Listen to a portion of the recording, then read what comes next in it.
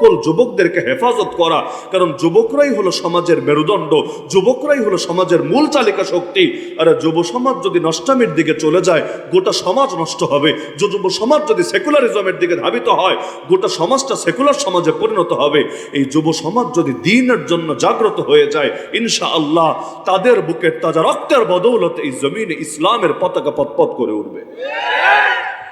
যুব সমাজকে যেহেতু অত্যন্ত গুরুত্বপূর্ণ, এই গুরুত্ব শুধু আমরা বুঝি তা না, এই গুরুত্ব আমরা যেভাবে বুঝি কাফের মুশরিকরাও বোঝে। এজন্য ওরা আলাদা করে বহুত মিশন পরিচালনা করে যুবক আর যুবতীদেরকে নষ্ট করার জন্যে। সবচাইতে বেশি চেষ্টা চালায় দুই লাইনে। এক নম্বরে তাদের ঈমানকে বরবাদ করে দেওয়ার জন্যে, আল্লাহ এবং তার রসুলের থেকে তাদেরকে দূরে সরিয়ে দেওয়ার জন্যে। আর দ্বিতীয়, তাদের আমল এবং আখলাককেই নষ্ট এবং ভ্রষ্ট করে দেওয়ার জন্যে। তাদের মধ্যে যত ধরনের চারিত্রিক অবনতি, নৈতিক অবক্ষয় আছে, সবগুলো ঢুকিয়ে দেওয়ার জন্য, যাতে করে যুবকরা এমন অবস্থায় উপনীত হয় তাদের মধ্যে আর জীবজন্তুর মধ্যেই কোনো পার্থক্য না থাকে। ঈমানকে কিভাবে হুমকির মুখে ফেলতে চায় যে এই সমাজের মধ্যে যুবক যদি নাস্তিকতার কথা বলে, তাকে নিয়ে ওরা কোনো আলাদা ফতোয়া প্রদান করে না, কোনো টেনশন কাজ করে না। আর যুবক যদি গেরুয়া পতাকা উঠায়, তাকে নিয়ে ওদের কোনো মাথা ব্যথা কাজ করে না। আর যুবক যদি কাদিয়ানী আর হিজবুত তাওহীদ হয়ে ওদের মিশন পরিচালনা করে, এই যুবকদেরকে নিয়ে ওরা আলাদা কোনো চিন্তা ফিকির করে না। কিন্তু যুবক যদি হঠাৎ করে নামাজি হয়ে যায়, যুবক যদি দিনদার হয়ে যায়, যুবক যদি ইসলামের জন্য জান কোরবান করতে শিখে যায়, আর যুবক যদি কালেমার পতাকা পথ করে উড়াতে শিখে, তাহলে দেখা যায় সেই যুবকদের বিরুদ্ধে ষড়যন্ত্র করতে আর মোটেও কম করে না। যুব সমাজকে কিভাবে ঈমান থেকে সরাবে, আমল থেকে সরাবে, তাদের ভেতর নষ্টামি, ভ্রষ্টামি, সকল ধরনের বদ আখলাকে ঢোকাবে, এটার জন্য সর্বাত্মক প্রচেষ্টা চালাতে থাকে। ওরা কিভাবে চালায়? যত মাধ্যম আছে সবভাবেই চালায়। যতগুলো টিভি চ্যানেল আছে এগুলো দিয়েও চালানোর চেষ্টা করে, যতগুলো পত্রপত্রিকা আছে এগুলো দিয়েও চালানোর চেষ্টা করে। এমনকি এলাকায় এলাকায় বিভিন্ন সংস্থা, বিভিন্ন প্রজেক্ট হাতে নিয়েও যুবকদেরকে নষ্ট করার চেষ্টা করে। তাহলে আমরা মোকাবেলা করব কিভাবে? অপসংস্কৃতি রোধ করে আল্লাহর জমিন ইসলামের সংস্কৃতিকে বিজয় করব কিভাবে, এটা বলেই আলোচনা শেষ ইনশাআল্লাহ। আমাদেরকে এই ক্ষেত্রে কাটা দিয়ে কাটা তুলতে হবে। ওরা যেই তরিকায় শয়তানি ছড়ায়, ওই তরিকা দিয়েই আমাদেরকে ইসলাম ছড়াতে হবে। কিভাবে? যে ওরা মিডিয়ার মাধ্যমে ইসলাম ছড়ায়, আমরা প্রত্যেকে এক একটা মিডিয়া হয়ে যাব। হ্যাঁ, ওরা টেলিভিশন চ্যানেলের মধ্যে শয়তানি ছড়াবে, আমাদের হয়তো টেলিভিশন চ্যানেল নাই, খুলতেও পারবো না যে সেটা দিয়ে দ্বীনের দাওয়াত দেব। ঠিক আছে, আমাদের যা আছে সেটাই করব। যার কলম আছে সে কলম দিয়ে লিখবে, যার মিম্বার আছে সে মিম্বার থেকে যে বলবে, যার ফেসবুকে একটা প্রোফাইল আছে, একটা পেজ আছে, সেখান থেকে ইসলামের বার্তাগুলো প্রচার করতে থাকবে। যার যা আছে সবাই যদি সেই মাধ্যম থেকেই ইসলামের সৌন্দর্যগুলো তুলে ধরতে থাকে, আরে ওরা আর কয়জন মিলে বলবে? 100 জন, 1000 জন, 1 লাখ জন। এই দেশে একসঙ্গে কয়েক কোটি মানুষ যদি ইসলামের বার্তা তুলে ধরে, তাহলে দেখবেন ওদের দাওয়াত, ওদের ভণ্ডামি পরাজিত হতে বাধ্য হবেই হবে। সুতরাং প্রত্যেককে দায়ী হতে হবে। একজন দুজন দায়ী, একজন দুজন দাওয়াত দেনেওয়ালা সমাজ পরিবর্তন করতে পারবে না। 10 জন 20 জন হুজুর, 100 জন 200 জন হুজুর সারা বছর বয়ান করলেও সমাজ পরিবর্তন হবে না। এর জন্য প্রত্যেককে দায়ী হতে হবে। ওরা যেই পরিমাণ দাওয়াত দেবে, এর 10 গুণ বেশি দাওয়াত আমাদেরকে দিতে হবে। তাহলে এখন থেকেই মিশনে নামেন যে তোরা কত নষ্টামি ছড়াবি, আমরা এর চাইতে বেশি সুন্নাত ছড়াবো ইনশাআল্লাহ।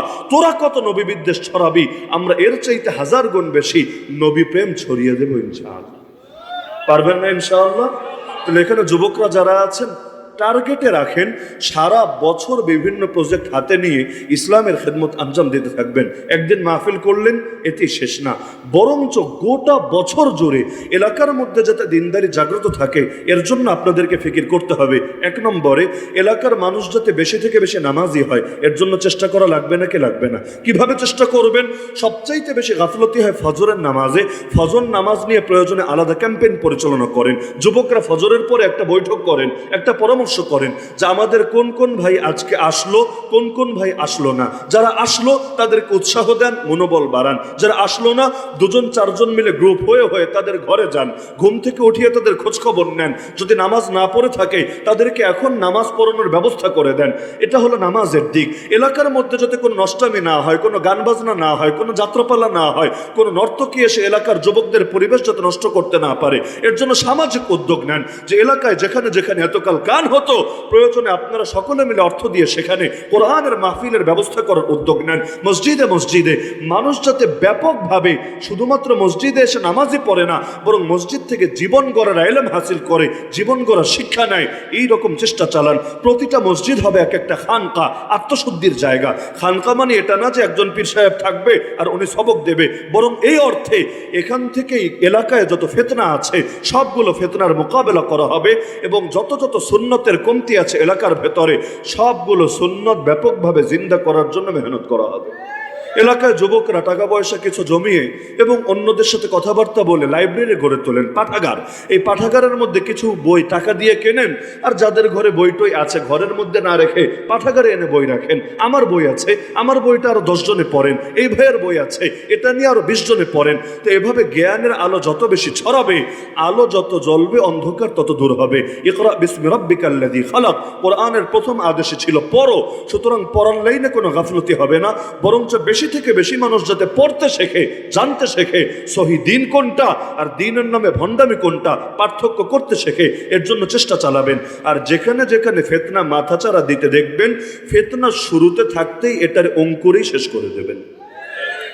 ফিতনা বড় হয়ে গেলে, আগুন যখন বেশি চলে যায়, এটা মোকাবেলা করা, এটা নিভানো বেশ মুশকিল হয়ে যায়। তো যখন মাত্র শুরু হয়, ওই সময় নিভাতে চাইলে সহজে নিভানো যায়। এক কথায় যুবকরা সারা বছর ব্যাপী দিনের জন্য কাজ করতে পারবেন না ইনশাআল্লাহ।